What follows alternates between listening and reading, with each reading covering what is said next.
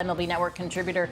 Joining me now, and Anthony, let's talk about this upcoming series between the Guardians and the Rays. It's a big one, only because these two teams could very much see their way into the postseason via the wild card. What is your take on this three-game set?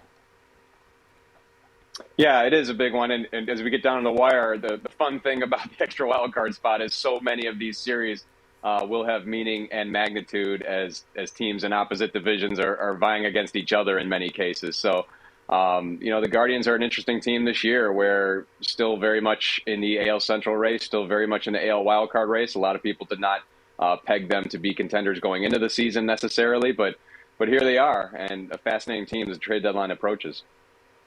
That is the exact question that I wanted to ask you, Anthony, because what an odd predicament to be in. They're right in the thick of things. So in your estimation, are they buyers or sellers?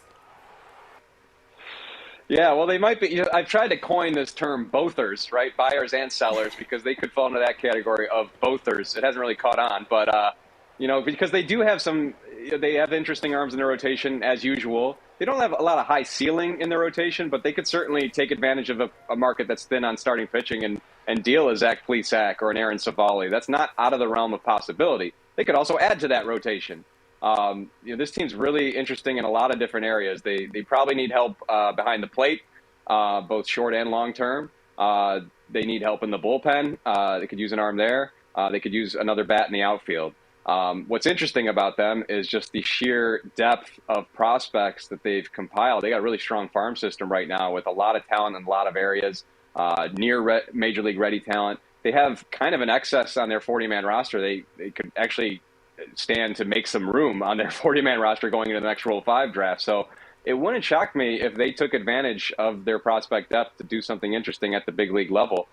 This is a team that could absolutely make a trade for Luis Castillo, for instance, and there would be some both short and next season help in the rotation. There's a lot of different bats out there. I mentioned the outfield. Be it Trey Mancini, Ian Happ would make a lot of sense for them. You think about behind the plate, this could be a team in the market for Wilson Contreras on a short-term basis. So I think it's kind of a sleeper team. I think it's a team that could catch some people off guard, pun intended, at this trade deadline. I'm intrigued by this team. I love what Terry Francona is doing. I love the makeup of this club, but I do like the bothers coin or term that you're trying to coin there. Now, they could possibly, you mentioned Luis Castillo, could they use some of that starter surplus to make a deal? We know when it comes to the Guardians, Anthony, that payroll is always a factor. They opened up the season at $68.2 million, fourth lowest in all of the majors. How do you see that playing out with payroll flexibility?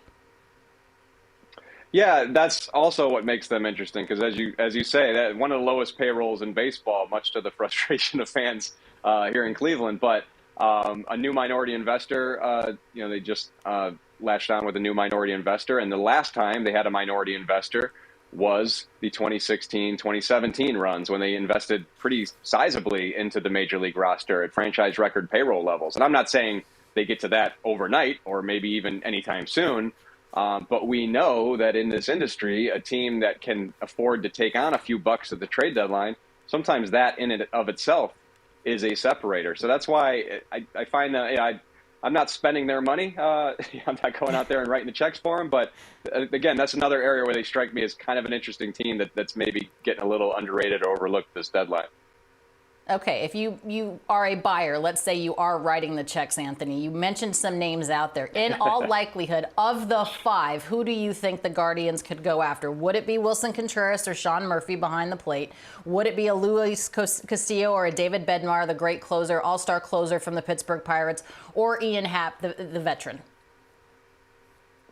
If it's my team, I try to take a good pitching staff to another level, and I would go out and get Luis Castillo because, again, they absolutely have the pieces and capital to make that happen. And I would definitely add some thump to the lineup if possible. Who's an interesting name who we haven't even mentioned is Jock Peterson, who they did target in the offseason. So if the Giants were to become sellers, or maybe they're bothers too, who knows? But Peterson would make a lot of sense there, or the other names mentioned, but. That's what I'd be looking for is just depth in pitching, and Castillo is more than depth, by the way. He's a front end type of guy. They could use another one of those to pair with Shane Bieber, and again some power to the lineup. Yeah, I think everybody that has the means is kicking the tires on Luis Castillo. Finally for you, Anthony, I know this has nothing to do with the Guardians, but it kind of does because all 30 teams would be stupid not to look into this guy. Where do you think Juan Soto ends up? Yeah, you know what? Lately, in the last few hours, like the last 24 hours, I'm starting to think maybe he ends up in Washington. I know that's not a popular opinion at the moment, but I would just say that every day that goes by where a trade is not made, the less likely a trade is to happen there. I think if that's going to happen, it could happen in advance of Tuesday, in advance of the deadline, because I don't think the Nationals want to be in a position where they're making an emotional, rushed decision on that last day. I think, everybody knows what's at stake here. Everybody knows who their top young players are, including the Nationals. So they know what they want, and it's a matter of pay the price or you don't get the guy. So, if that doesn't happen in the next couple of days, I don't know if it happens at all. But if it does happen, the Padres are probably the favorite within the industry, and I think for good reason. They have the need, they have the resources, they have an aggressive GM and AJ Prowler. So if he's going to move, it would not shock me whatsoever if it was the San Diego Padres. Yeah, and that price could possibly be $500 million. Anthony Castrovince, thank you so much for taking the time to be with us here on High Heat. Absolutely, Alana. Thanks for having me.